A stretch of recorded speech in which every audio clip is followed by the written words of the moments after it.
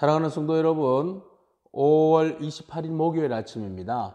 오늘 우리에게 주시는 하나님의 말씀은 신명기 25장 1절로 10절까지의 말씀입니다. 제가 봉독하겠습니다.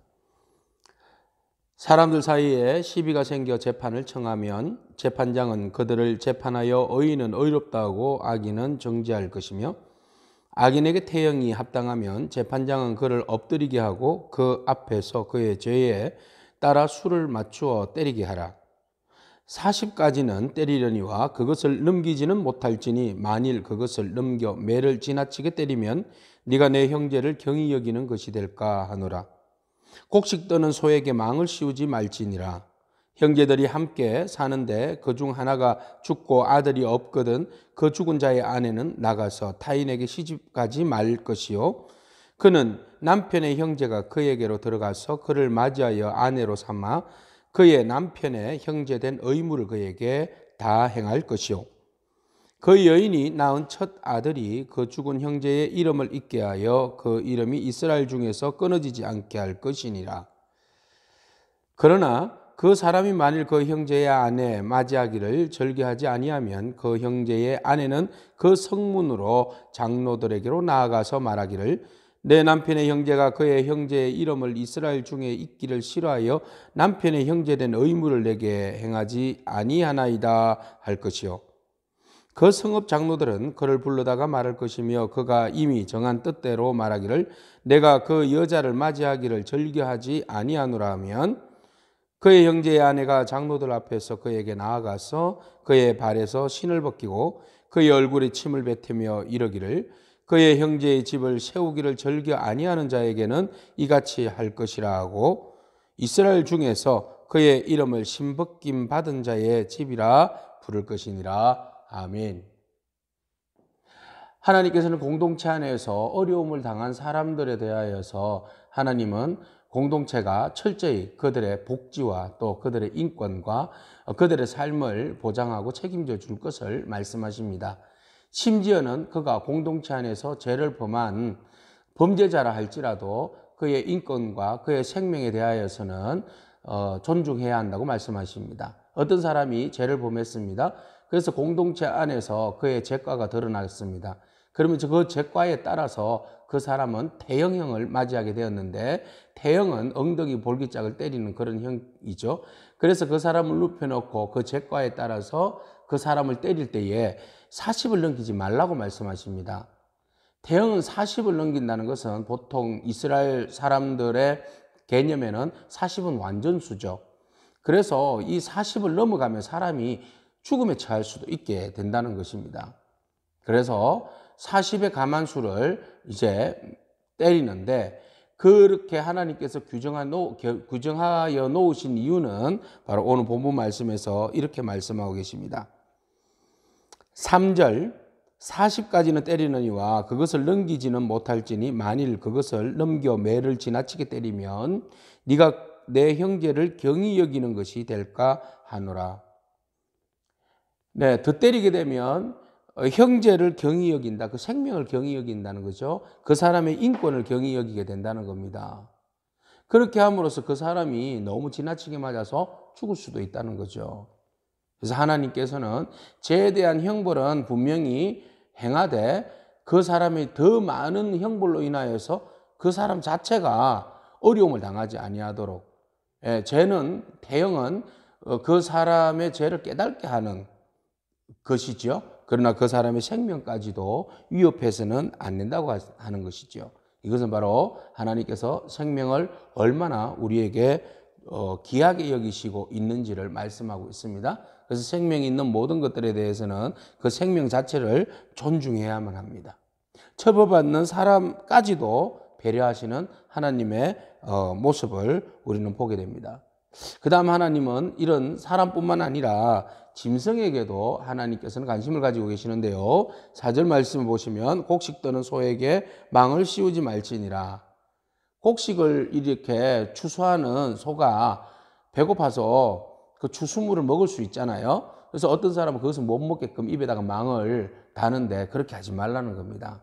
일하는 소가 또 그것까지도 먹을 수 있는 그런 배려를 하라는 거죠. 이건 또한 하나님께서 아주 섬세하게 베풀어 주시는 동물 복지입니다. 우리가 동물이 말을 못한다고 해서 아무렇게나 동물들에게 대해서는 안 된다는 것이죠. 이렇게 하나님은 죄인에게도 동물에게도 그에 합당한 복지와 인권과 생명 존중에 대한 말씀을 강조하고 계시는 거죠.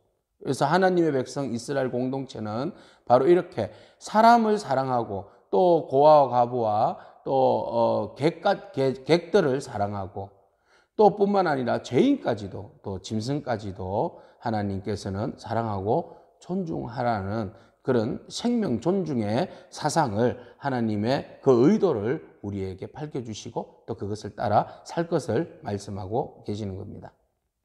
또 한 예를 드는데요. 어떤 사람이 결혼을 했는데 남편이 죽었어요. 그런데 자녀가 없이 죽었습니다. 그랬을 경우에 이스라엘 공동체가 자녀 없이 죽은 형제의 집에 있는 그 제수씨나 형수에게 어떤 대우를 해야 하는가? 하나님께서는 이게 이제 계대 결혼이라고 그러는데 형제의 자녀를 낳을 수 있도록 형제의 의무를 다해야 한다는 겁니다. 뭐 요즘 그 윤리적인 측면에서는 말이 안 되는 이야기인데 그 당시에 왜 이렇게 형수에게 형을 대를 이을 그 자녀를 주어야 하는가? 바로 그것은 첫 번째는 그 형제의 집안에 대를 순수한 믿음의 대를 잇게 하기 위함입니다. 또 두 번째는 당시에 여인이 결혼한 여인이 남편이 죽으면 경제적인 활동을 전혀 할 수 없기 때문에 굉장히 그 빈곤한 계급으로 전락하게 됩니다. 그럼 누구도 이 사람을 거둘 수가 없는 거죠. 거두지 않으면 이 사람은 생계의 위협을 받게 되는 겁니다. 그렇게 함으로써 이스라엘 공동체가 이 여인의 복지, 여인의 인권, 여인의 생명, 여인의 그 삶까지도 공동체가 협조해야 하는데 가장 책임 있는 공동체는 바로 형제들입니다. 그렇게 함으로써 이 여인이 의지할 데 없는 여인이 바로 형제들이 서로 책임을 지고 서로 도우면서 함께 형의 대를 이어갈 수 있는 그런 가정을 회복하는 그런 은혜를 함께 책임지고 나아가는 것입니다. 하나님은 이것을 원했던 거죠. 그런데 말입니다. 누군가가 이 사실을 싫어요. 그래서 거부를 표하게 되면 그 마을의 장로들은 그를 불러다가 그 사실을 확인하고 난 다음에 그에게 침을 받고 그리고 신을 벗기게 합니다. 그리고 난 다음에 그 장로들은 그에게 이런 말을 하죠. 형제의 집을 세우기를 절개하지 않는 자. 그렇게 해서 10절에 이스라엘 중에서 그의 이름을 벗김 받은 자의 집이라 부를 것이니라. 너는 형제에 대한 의무도 그리고 사람에 대한 윤리와 도덕과 그리고 생명 존중의 마음도 없는 아주 이기적인 인간이다. 그렇게 해서 너는 신발을 벗기움을 받은 자다. 너희 집안이 다. 이렇게 해서 사회 공동체 안에서 낙인을 찍어버린다는 거죠. 그러면 그 사람은 자기밖에 모르니까 그냥 사람들에게 지탄을 받고 그렇게 사는 겁니다. 그러나 공동체는 그게 아니라는 거죠. 나의 즐거움과 나의 안락함과 내 재산과 나의 것을 보호하기 위해서 타인의 아픔과 상처와 도와줄 것들에 대하여서 외면한다면 그 사람은 공동체의 자격이 없는 것이라는 것입니다. 오늘 하나님은 바로 이런 차원에서 우리에게 두 가지 말씀을 하십니다. 죄인이랄지라도 동물이랄지라도 그의 인권과 복지에 대하여서 관심을 가져야 합니다. 생명을 존중해야 합니다.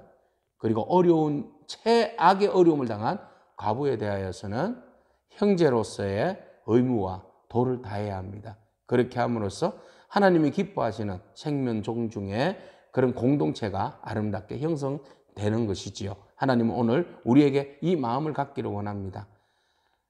아무리 작은 자들에게 대하여서도 생명을 존중하는 그리고 아픔과 상처를 입은 자들을 외면하지 않고 함께 돌아봄으로 공동체가 하나님 기뻐하시는 모습으로 온전히 채워져가는 그런 아름다운 공동체가 되기를 원하십니다. 그 뜻을 우리가 헤아려서 가슴에 안고 그 뜻을 이루어드리는 저와 여러분에게 축복합니다. 기도하겠습니다. 하나님 아버지 감사합니다. 모든 피조물에 대하여서 하나님께서는 그 피조물을 보호하시고 또 생명을 존중하시고 함께 더불어서 책임질 수 있는 그 마음들을 우리에게 심어주셨습니다. 그것이 바로 하나님의 마음을 가지고 이 땅 가운데 하나님의 백성으로서 하나님의 나라를 세워가는 그런 믿음의 사람들이 가져야 할 덕목인 줄로 믿습니다. 하나님, 우리로 하여금 더 많은 생명을 귀히 여기게 하여 주시고, 또 하나님, 우리로 하여금 더 많은 사람들을 또 돕고 또 함께 더불어서 위로하며 축복하며 살아갈 수 있는 그런 마음들이 우리 안에 넘치게 하옵소서. 예수님에게 하신 이름으로 기도합니다. 아멘. 오늘 하루도 믿음 안에서 승리하는 저와 여러분이기를 축복합니다. 아멘.